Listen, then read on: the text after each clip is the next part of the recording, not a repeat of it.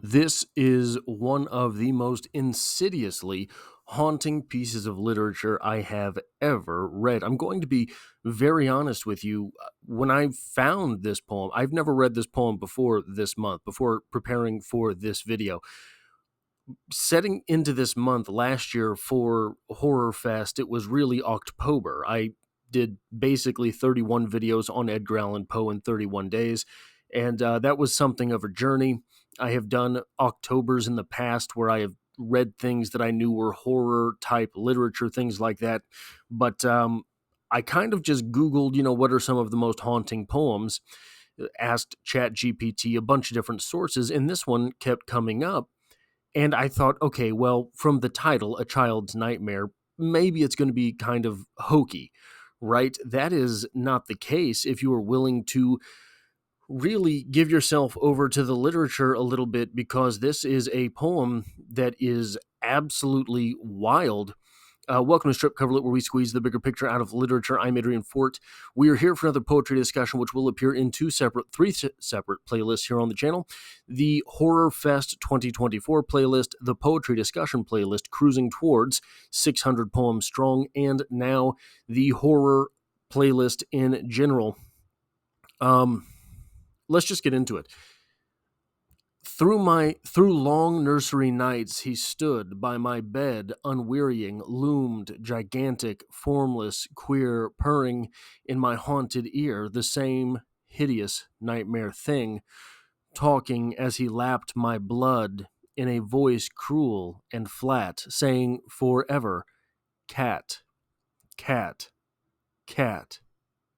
That one word was all he said, that one word through my sleep, in monotonous mock despair.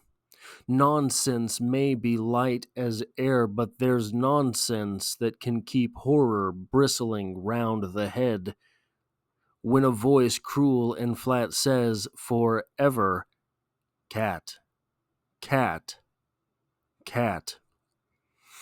He had faded, he was gone years ago with nursery land, when he leapt on me again from the clank of a night train, overpowered me foot and head, lapped my blood, while on and on the old voice, cruel and flat, says, forever, cat, cat, cat.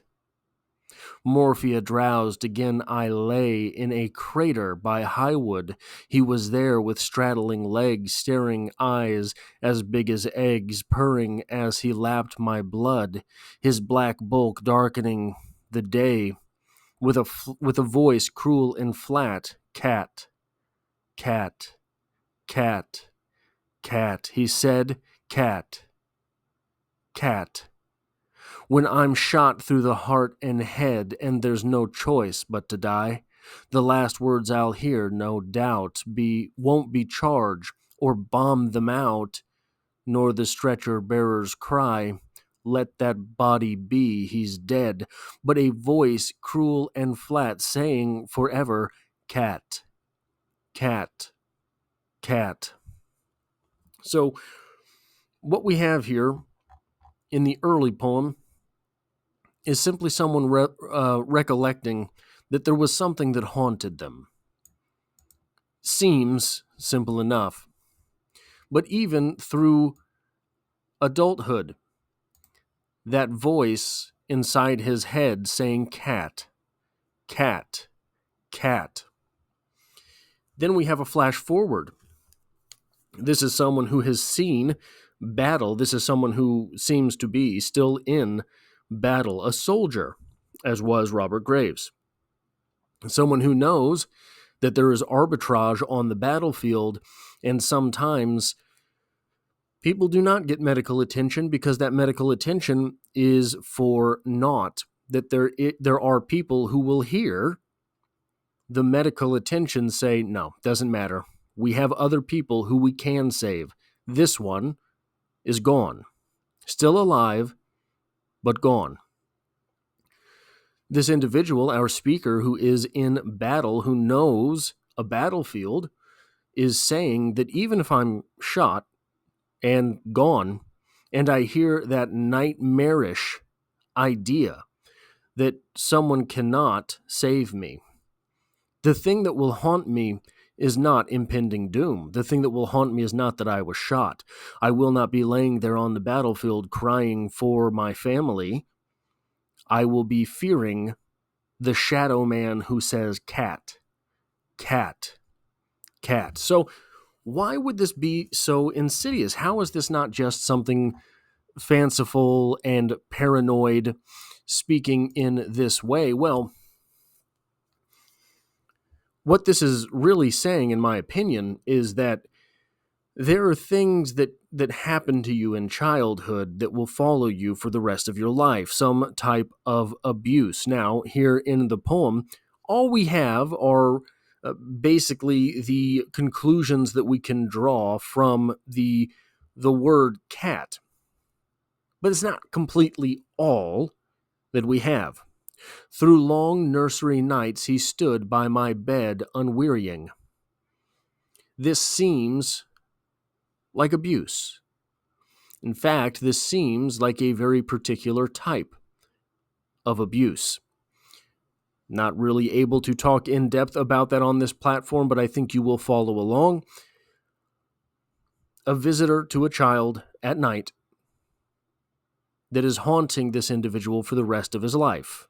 That is the true big bad of his life, no matter what happens on the field of battle. No matter what happens, what mortal wounds may befall him. It is this individual from his childhood that visited him at night in bed that is so troubling. So cat, why cat? What could cat have to do with anything? Well, there is one thing.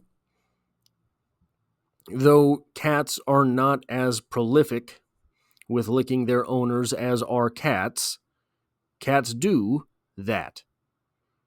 So could it be that the insinuation here is that the child in question asked, "Why are you doing this?"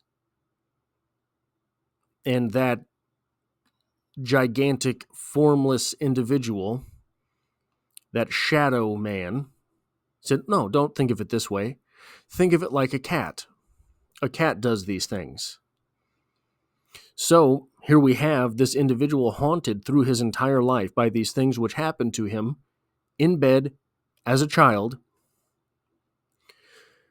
carrying them with him through his entire life. So it may be the most haunting portion of this poem is obviously this is haunting. Obviously, the idea that here we have an individual who is dying and he doesn't care. He's thinking about that thing which happened to him.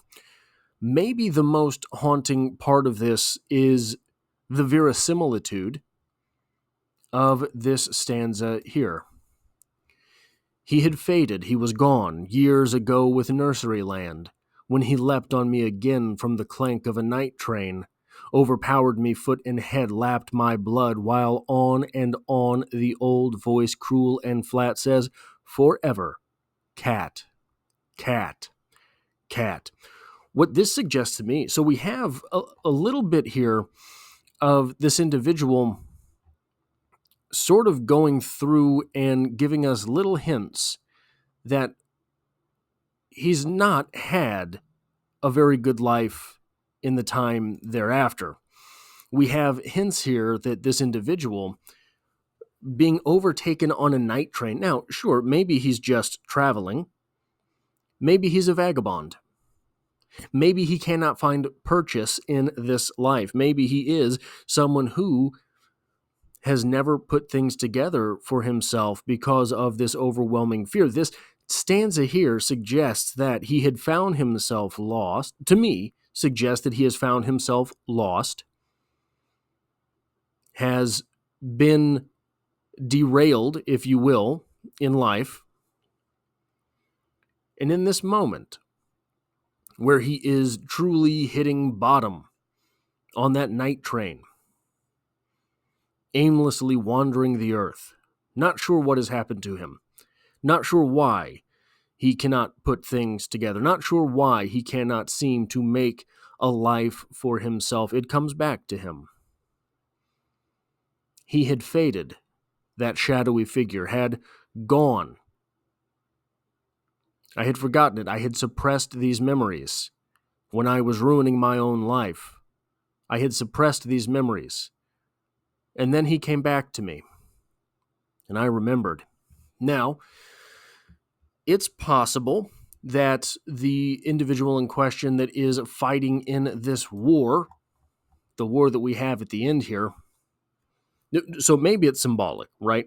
Maybe it's not. One of the things that happens to people who go through this type of thing is that they find themselves becoming self-destructive.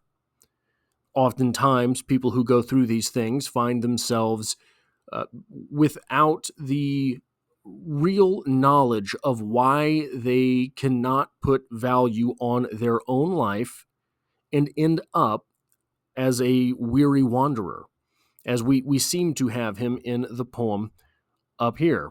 He faded. I was on the night train and remembered him. Oftentimes, individuals in these circumstances, once they remember that thing, it comes rushing back to them. They don't just become sort of loose with their life, where they get a job, stop going, they're unable to pay rent, they get kicked out, they're on the streets, etc. When the realization comes back to them, or the memory comes back to them, or they find themselves falling into that place again, they become self-destructive. It's possible this individual in this war, this soldier he had become, was not drafted. Instead, had gone looking for a way to destroy the self. Had gone looking for a way, some out in this life by which he could become nothing, by which he could find annihilation. When I'm shot through the heart and head, and there's no choice but to die. There's no choice but to die. Putting himself in this situation, in the circumstance where he knows this is the only out. I will run roughshod over my own life. I will be rugged in this way. I will search for destruction. And when I find it, I will be left with no choice. The last word I'll hear, no doubt, won't be charge or bomb them out. It won't be some cry of victory. It won't be some urge to fight on, some urge to survive, some urge in the way that soldiers do to protect. It won't be those urges. It won't even be the nightmare that comes to individuals when they realize that their wounds are mortal. It won't. The last thing ringing in my ears will not be that I am beyond repair. Let that body be. He's dead. Those won't be the final things that haunt me, but a voice cruel and flat saying forever, cat, cat, cat. The speaker in this poem has not taken the entire memory through his life with him. The speaker in this poem has not taken the entire circumstance through his life with him. If we go back up to the very beginning of this poem, gigantic, formless, queer, purring in my ear, that same hideous nightmare thing, talking as he lapped my blood in a voice cruel and flat. The situation, the circumstance, the abuser has not even remained in our speaker's memory as a person. This situation remains to our speaker simply horrific, simply monstrous. A type of caricature of the event that was. The event that was, whatever it was, does not reoccur to our speaker in that way. It recurs to our speaker simply as the nightmare thing. That is all I have for this poetry discussion. If you like or appreciate what it is that I do here, hitting the like button really does help me out, as it tells YouTube to share this video with other literature lovers. If you find yourself here by chance but not design, literature is the only thing I talk about on this channel, dropping multiple videos every single week. There's poetry every Monday, and I hope to have you back for the next one.